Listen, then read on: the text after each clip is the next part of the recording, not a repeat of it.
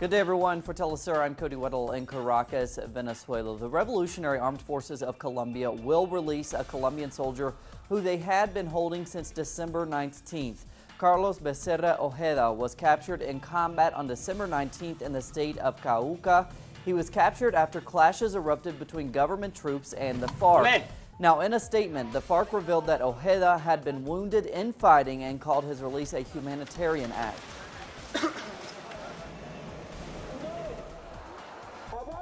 Some family members of the 43 missing students in Mexico held a prayer vigil outside the presidential residence of Los Pinos. They called for the return of their loved ones who are believed to have been abducted by corrupt police. Following months of violent protests across the country, the prayer vigil was a somber occasion. For many family members, it was their first Christmas without their children. We've said on a number of occasions that we will not rest, and we are not going to rest until they find them. Today, Christmas does not exist for us because there's somebody important who is missing in each family. So we cannot say Happy Christmas or Happy Christmas Eve's night because there is no happiness in our hearts. There is the opposite. There is so much pain between us. Beginning in January of 2015, Honduras will have an active military general as security minister. Now that breaks the historical regional peace agreements that ended the internal wars in the 1980s. Those agreements explicitly demanded that security and intelligence be carried out by civil authorities to avoid the abuses of the military dictatorships of the past. With more, here's Gerardo Torres. American countries signed in August of 1987 an agreement called Esquipulas II.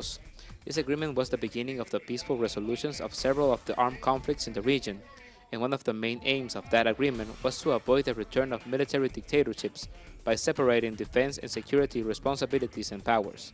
Desde que el poder civil le quitó en la década de los 90, por 94, 95. Since the civil government returned in the 1990s, from 1994 and 1995, the power of the military was passed on to the police, to civilian control, and it was never given to someone from the military that it's not going to retire.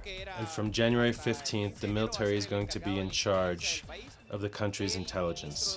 They will become security minister and in charge of coordinating the government's security policy. This makes me think that we have gone backwards by decades. We thought we had overcome that with the coup d'etat, and we realized that the practices of the 1980s are still the same. We are just waiting for the moment to appear again. The announcement of General Julian Pacheco as the Honduran security minister would put an end to more than 20 years of civilian security control. Not even when retired General Otto Perez assumed the presidency of Guatemala in 2012, military were put on control of citizenship security as they are in Honduras. This is part of the policy of the state that gives a very important role to the armed forces. Many experts have begun to speak out about the militarization of the Honduran state, and this can be considered a move in this direction. The Honduran militarization process takes the region back 2 decades when the military had the control of society, creating a series of social confrontations and violations of human rights. Gerardo Torres, Telesur, Central America. Thanks to Gerardo. Moving to world news now. The latest ISIS-appointed governor of Mosul has been killed in coalition airstrikes. Hassan Saeed al-Jabouri was killed 18 miles south of Mosul in the village of Kawaya. Jabouri is the second ISIS-appointed governor of Mosul killed by airstrikes. He was in office for fewer than 25 days.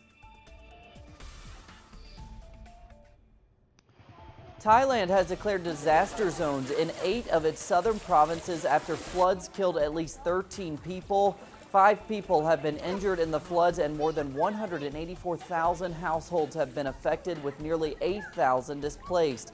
The floods are the worst in decades to hit the Southeast Asian nation.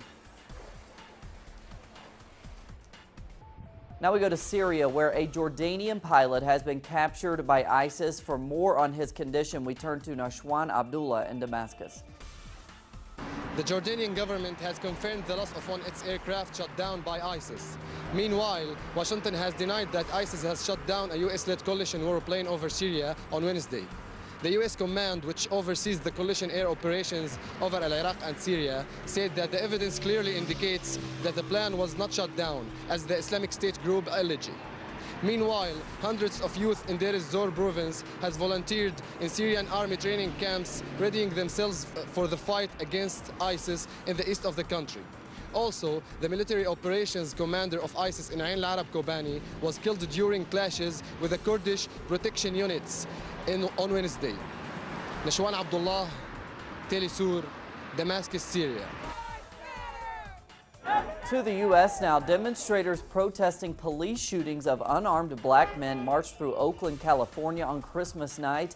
The marchers carried a banner reading, quote, "Justice for O'Shane." That refers to a black man who was shot by San Francisco police in October. Protesters also chanted, quote, "Black Lives Matter."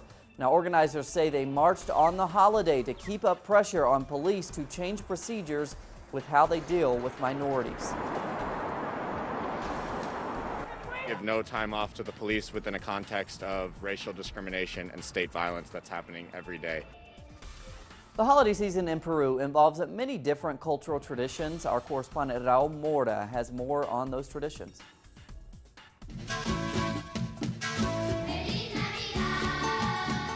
A children's singing chorus has come to Lima from Espinar, a province of Cusco up in the Andes. They've come to perform at Congress for the holidays. I love singing. It's my gift, and I can't stop singing. I'm always singing all the songs, even when I'm doing something else. It's very nice to sing, dance, and have fun. I like it because it is a very nice experience that I'm only going to enjoy one time in my life. I like singing, and I think the chorus is very nice.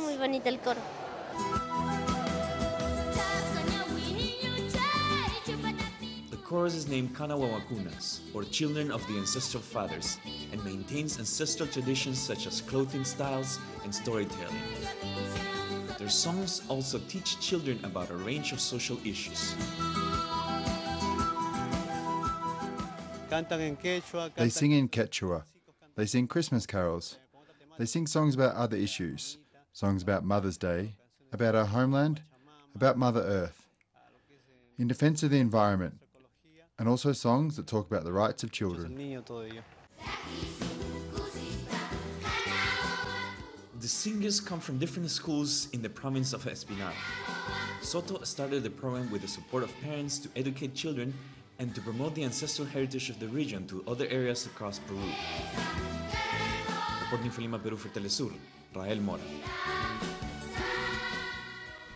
And thanks to Rael. Plenty more on those stories and others at our website, telesurtv.net/English. For Telesur English, I'm Cody Weddle. Have a great weekend.